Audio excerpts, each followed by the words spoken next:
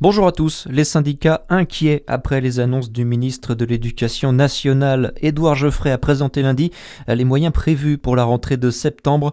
95 suppressions de postes sont attendues sur l'académie de Dijon, dont 35 en Côte d'Or, département le plus touché.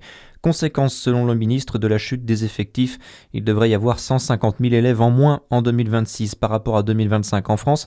Mais pour Virginie Alvarez, secrétaire départementale SNUDIFO de Côte d'Or, ce n'est pas du tout la bonne réflexion. Nous, cette baisse démographique, on la prendrait comme quelque chose de positif pour faire baisser les effectifs dans les classes. C'est-à-dire que si vous avez des classes à 20, 21, c'est quand même pas la même chose que des classes à 26, 27, 28.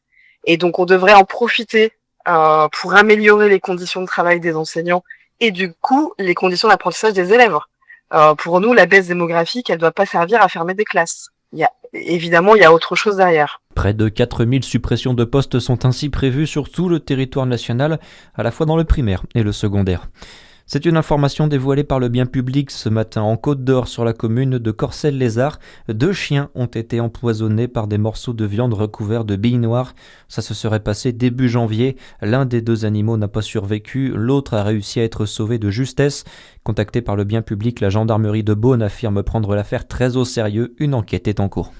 Michel Fournier, dans le Jura. Aujourd'hui, le ministre délégué à la ruralité doit se rendre aux Rousses et à Prémanon pour une visite consacrée au territoire de montagne. La journée sera notamment marquée par le lancement officiel de l'indication géographique tournerie et tabletterie du massif du Jura à 10h30 en compagnie d'acteurs locaux de la filière.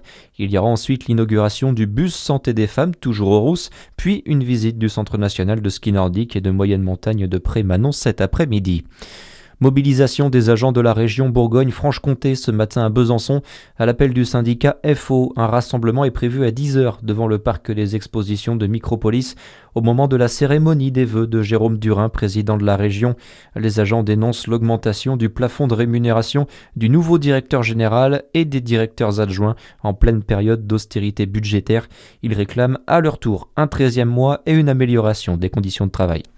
En France, prévenir les viols conjugaux en mettant fin à une ambiguïté juridique ancienne. Les députés ont voté hier à l'unanimité pour entériner dans le droit l'absence de tout devoir conjugal au sein du mariage, une notion qui n'était déjà pas inscrite dans le Code civil. Le texte doit désormais être examiné par le Sénat. Et puis en foot, la Ligue des Champions a rendu son verdict hier soir. Le Paris Saint-Germain et Monaco passeront par les barrages. Le PSG qui a été tenu en échec par Newcastle, 1-1 et termine 11e. 0-0 pour Monaco face à la Juventus. Mais la grosse déception, c'est surtout pour l'Olympique de Marseille, balayé 3-0 par Bruges. Marseille est éliminé dès la phase de Ligue. Très bonne journée sur Fréquence Plus. À suivre, c'est votre météo.